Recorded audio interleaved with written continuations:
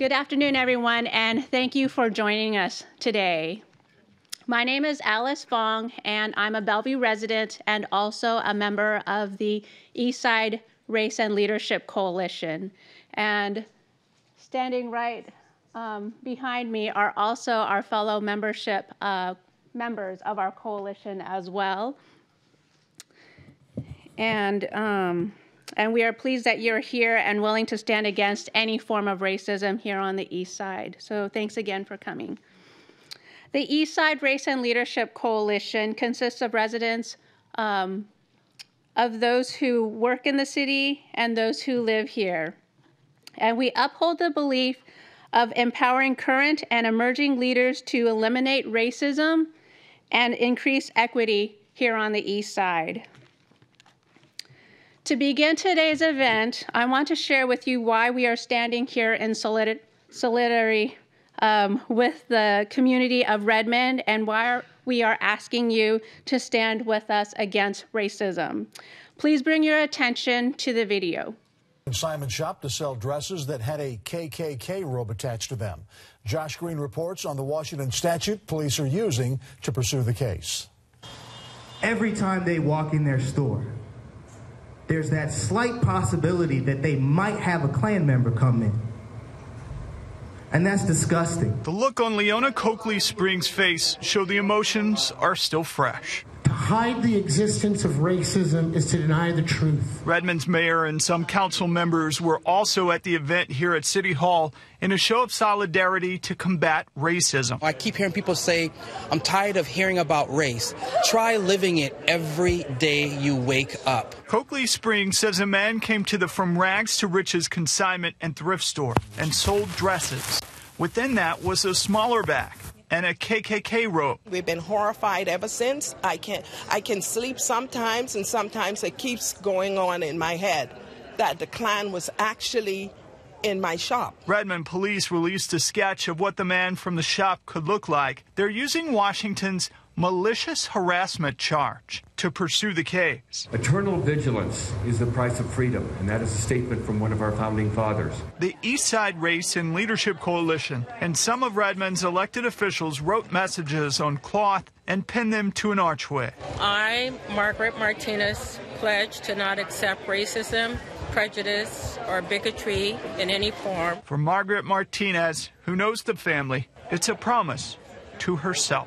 This just serves to remind me that there's still work to be done. In Redmond, Josh Green, King 5 News. Against the community of Redmond is an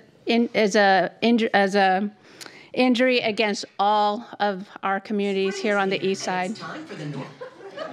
And spring is almost here.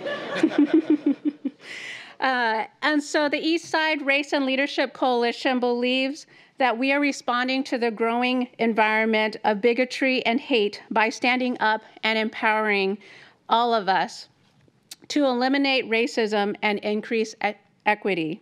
We invite all of you to sign up and to continue a community conversation about race here on the East Side.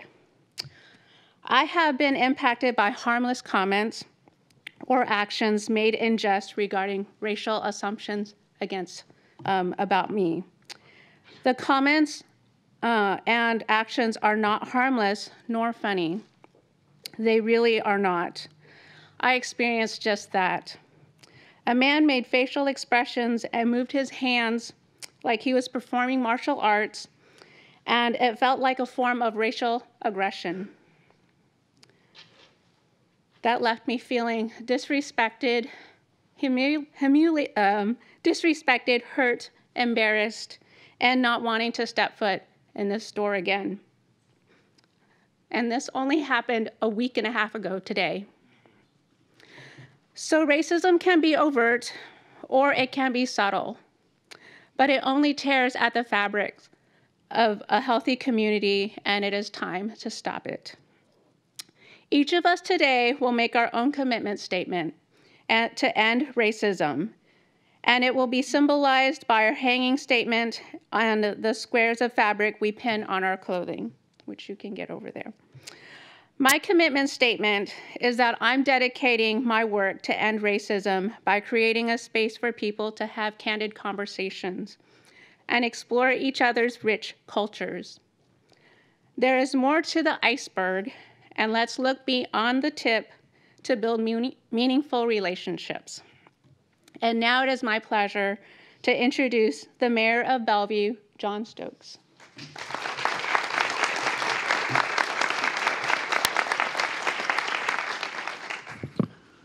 Well, thank you, Alice.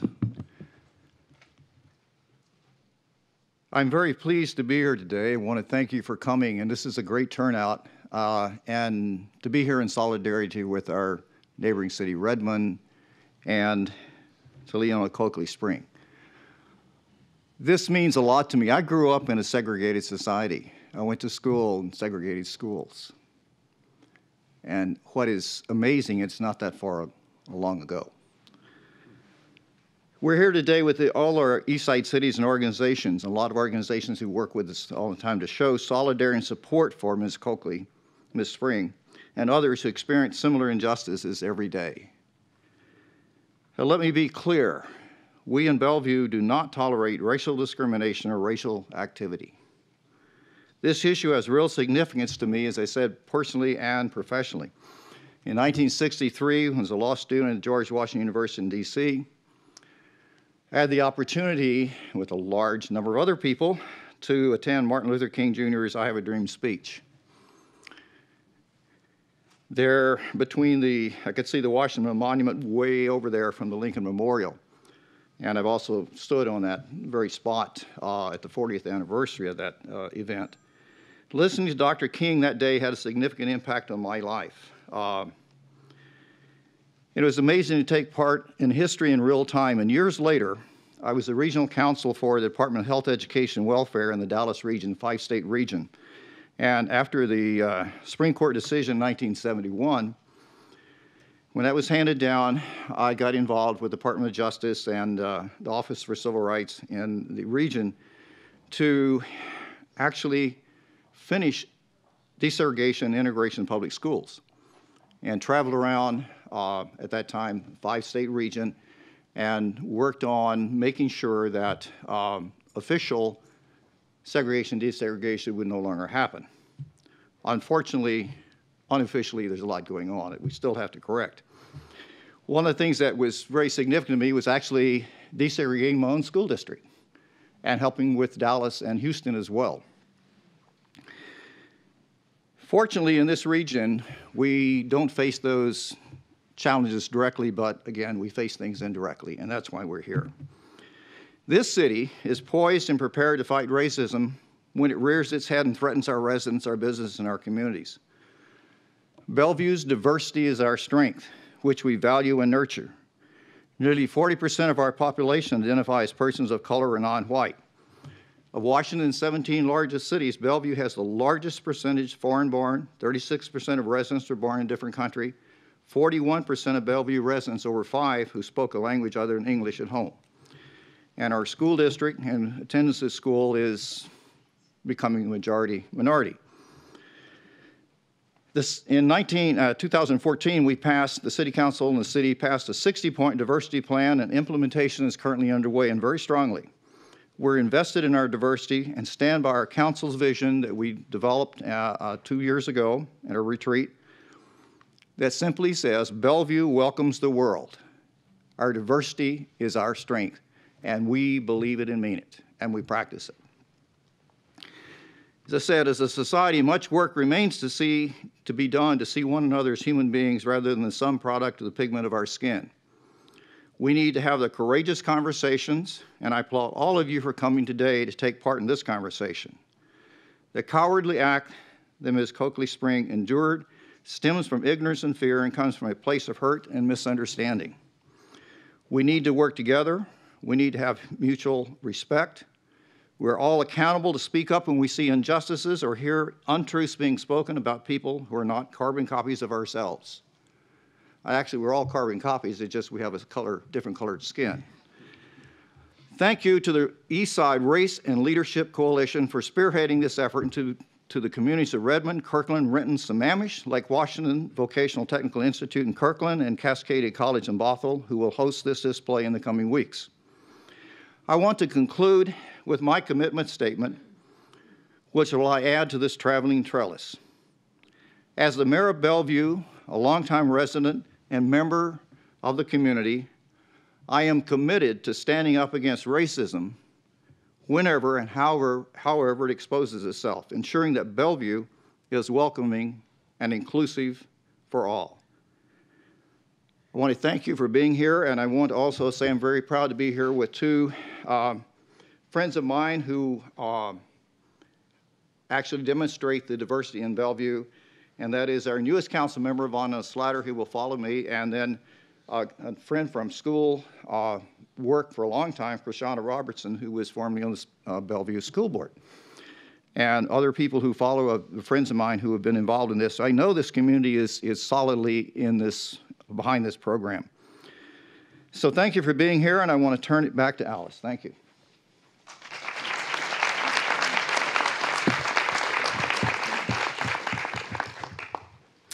Thank you, Mayor. Now I'd like to recognize Bellevue's newest city council member, Vonna Slatter. You please come here.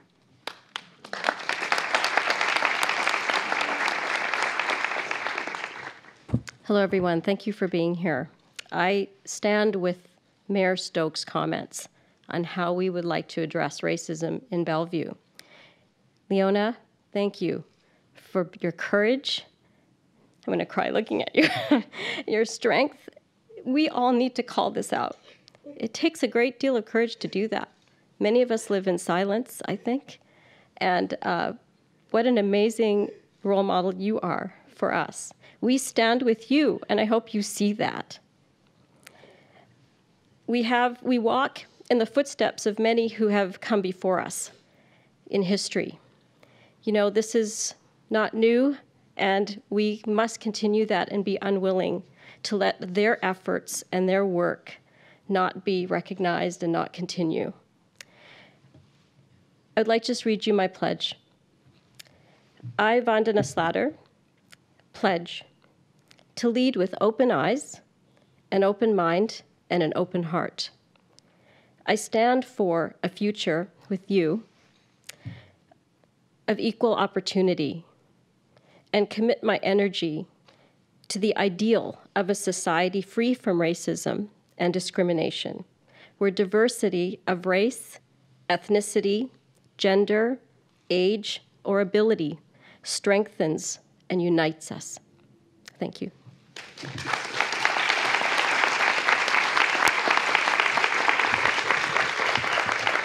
Thank you, Council Member Slatter. I also would like to recognize Bellevue School Board member Mylin Tai. Oh, I'm so sorry. All right. Now now we also have received a special communication from 48th Legislative District Representative Patty Kudera, and I would like to read her letter to you. Coalition members and residents of Bellevue, what you are doing today matters. Racism and hate only flourish when it drives us apart and makes good people afraid. You are standing together, united, and proving that you are not afraid. That our differences make us stronger, and that America is strongest when we choose acceptance and love instead of hate and fear.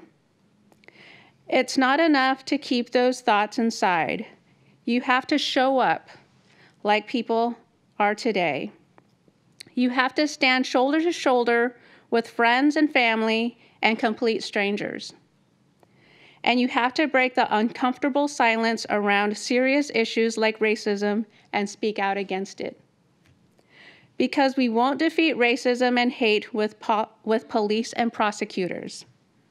Real change comes from events like this, by showing our children and grandchildren what it means when we say that diversity makes America stronger.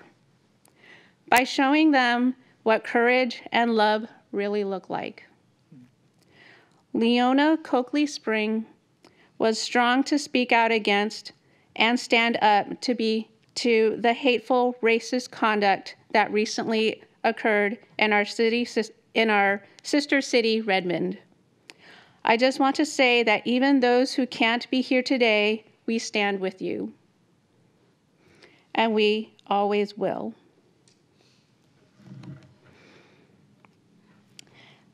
Now I'm honored to introduce former Bellevue School Board member and current supervisor of the Bellevue School District Equity Department, Krishana Roberson. Krishana?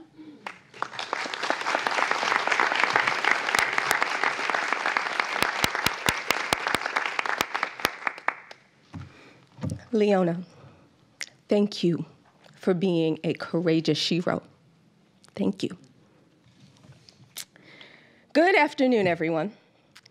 My name is Krishana Roberson, and I have been a resident in this marvelous city for over a decade.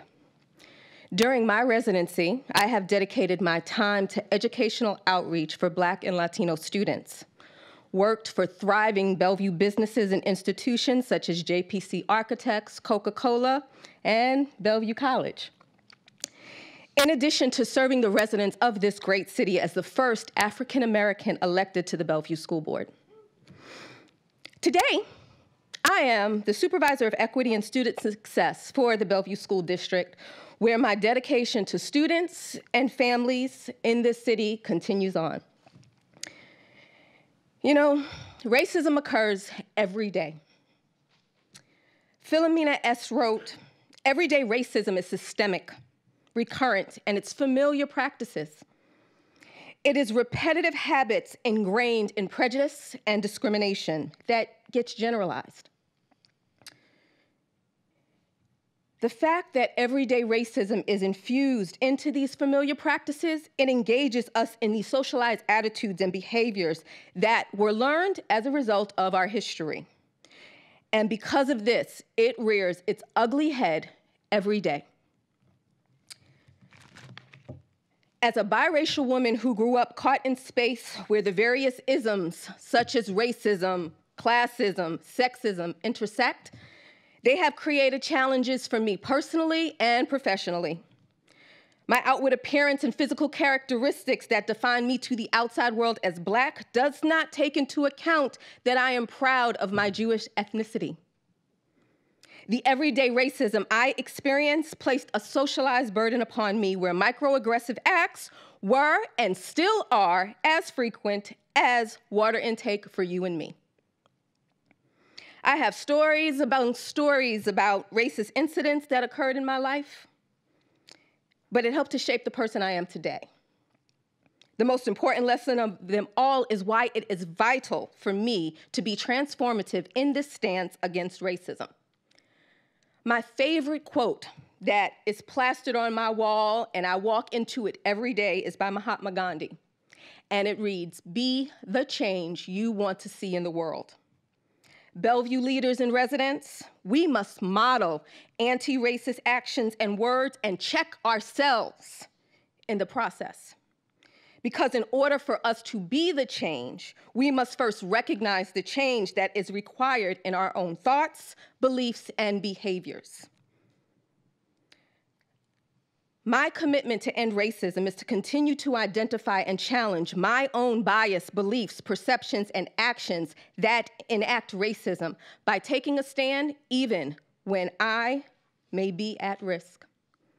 Confronting comments, jokes, and microaggressive behaviors, staying informed of political candidate stances, my own buying habits, my TV viewing, and continue to educate and engage in courageous conversations about race any chance I get.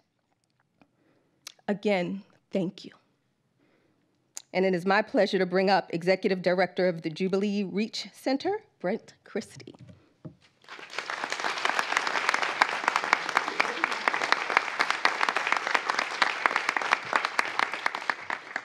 Leona, we haven't met, but thank you for being here and being a catalyst in your courage and character. Yeah, I'm with, my name's Brent Christie with Jubilee Reach. Among one of our primary missions is to build community in and around schools, our public schools. And I know race is a hot button issue, perhaps the most explosive issue in our society, and conversations about race and racism can be very uncomfortable, socially awkward, and even dangerous as these latent emotions and perceptions and pain become unmasked. But let me just speak my truth. Through my work, I was invited to engage in an interactive experience called this Courageous Conversations with 900 racially diverse strangers from school districts throughout the United States. For 5 days, the requirement was that I stay engaged, stay in the room, and stay committed no matter how personal or uncomfortable the dialogue became. And in time, and in intimate environments, polite turned to painful. And as a variety of voices from all races, socioeconomic, and educational backgrounds unpack their profound, penetrating personal stories and perspectives, and my gut churned. Through the process, I began to come to grips with my own deep-seated judgments, biases, and feelings, and I could no longer mask or pass them off as those people or some people think. And I began to realize how unconscious I was of my white perspective and even privilege, and that by being oblivious to my privilege of being white, I can actually irritate another person who isn't. Mostly, I became aware of how unaware and unconscious I was of really my undeserved liberties, my opportunities, and even my entitlements as a white male, while others suffered the undeserved pain of innuendo, inequity, indignity, and injustice. A pastor wrote, "We see things not as they are, but as we are." I have never experienced being a person of color when I go enter a school, or when I attended school, or when I shop at the mall or Nordstrom's, or when I pursue my career. I realize that many of my beliefs on race are based on misconceptions. I learned that it is not going to be easy, this process. I realize that I must own and overcome my barriers and biases that have calcified in my unconsciousness, that assumes that there is something wrong with people based on their skin color, racial makeup, or ethnic makeup. I realize that for racial conditions to change, that I was the one who had to change. So my pledge is that I will be and I must be the change that I desire to see. Thanks for listening. I want to introduce now a colleague from Bellevue College, Aaron Reeder. Thank you.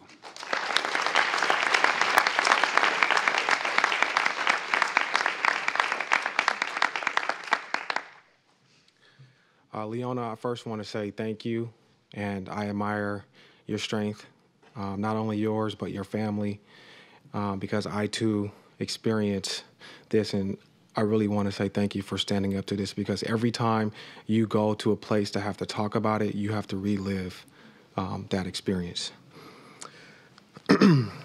Racism has impacted me significantly. It is present in my everyday and has been a part of my family and my ancestors' lives for thousands of years. For me, racism goes beyond hate speech. It goes beyond the accumulated microaggressions. As an African-American male, I have to cope with being the recipient of unjust laws, flawed education, and the lack of resources, as well as an exhaustive list of other systemic and institutional barriers and challenges. I have to come to realize that regardless of what the situation may be, or how much I choose to code switch, I'm more susceptible to being stopped and arrested and exposed to the use of excessive force, discrimination. I'm excluded from the benefits of whiteness and white privilege. I'm expected to exceed through daily discomfort and anxiety which is a product of racism, whether it be overt or subtle. The City of Bellevue and the community of Bellevue should be standing up to racism because, yes, racism still exists. It's a major issue, not only in Bellevue, but throughout the world. It is the city's responsibility, not the responsibility of just an individual, because this is a systemic issue.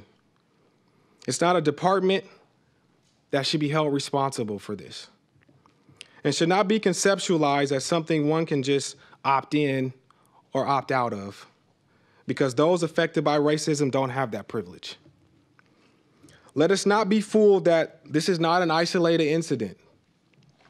The city should focus on a number of systemic barriers that must be addressed, like ableism, like heteronormative ideals, like classism, Islamophobia, patriarchy, which impact a number of marginalized and underrepresented populations. And this is just the beginning of creating change. My personal commitment to ending racism is to continue having the hard conversations about race and to continue to be an advocate for social justice.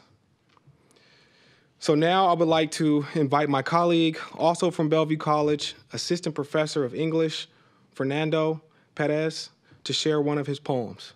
Fernando.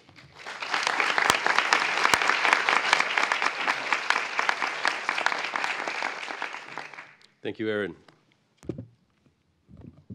I would like to dedicate this poem to Leona Springs and her son and her entire family. The name of this poem is We Will Be, and the epigraph reads, Be water, my friend, Bruce Lee. When your words, your actions are like rocks hurled at my surface, intent on breaking me, disrupting the stillness I have achieved by dawn. When the shape of your tongue becomes an arrow, your fist, that heavy rock, I will be like the water, carving canyons out of old stone, the strength that carries change. I will be more buoyant, the greater pressure when yours is the hand seeking to drown. I will make my way through the cracks if you are the dam that holds me back. And if your deeds should grow, we will be like the mighty Snoqualmie, roaring our response together, the volume of tributaries, oceans. We will be like the water, reassuring the harvest of diversity. We will be like the water, whose rippled surface finds a way back to serenity. The baptismal water anointing our foreheads, whose soothing brooks bring us back to peace. A reassuring voice along the shore, altissima quaque flumina minimo sono labi, the stillest waters running deep. Thank you.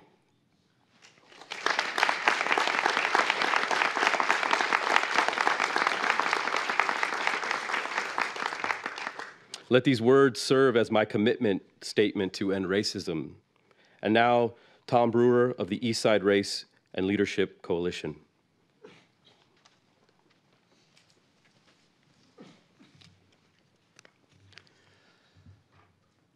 It's my good fortune to both live and work in the city of Bellevue. And I have the opportunity now on behalf of my colleagues of the Eastside Race and Leadership Coalition to define for you a call to action, what it is that we would ask of you to join us in doing so that we can stand together against racism and promote equity on the East Side. I have had also the privilege of training in courageous conversations, which led me to develop a personal racial equity purpose statement. I carry it with me all the time, largely behind my eyes and between my ears, but occasionally, and especially in a group, I want to read it so it comes out correctly.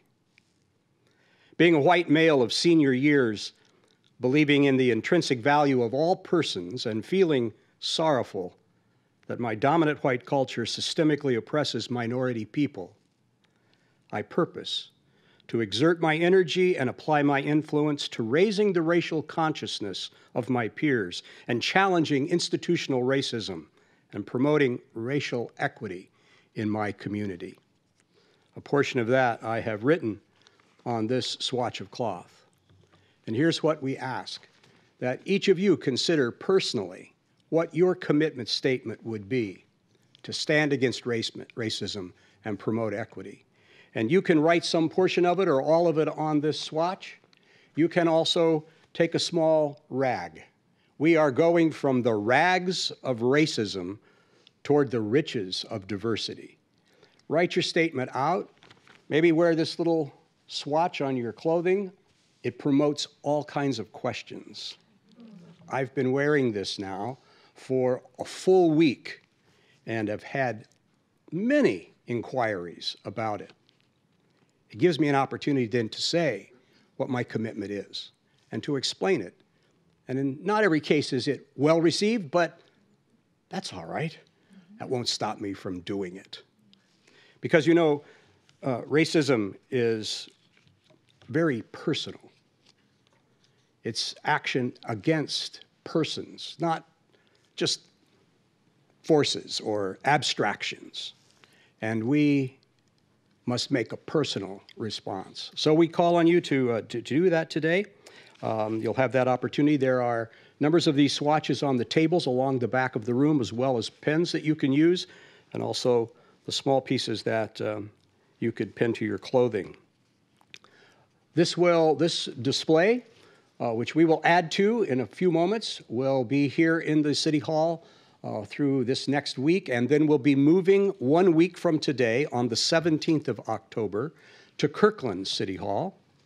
James Whitfield is our contact person there, so if any of you need to talk to him about that, I hope that you will. Next Wednesday at noon, we will have another opportunity to focus our attention on this issue.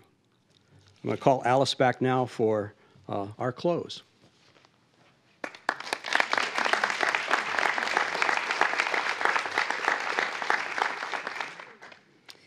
Thank you all for standing up and standing against racism. We know this is not an easy act, but we know that it's a necessary step to take to ensure the safe and inclusive community for a safe and inclusive future. Now, Mayor Stokes and all the speakers, please start us off by hanging your commitment statement at the trellis, and then all of you definitely can put those out there. Thank you again for coming, and let's continue the conversation.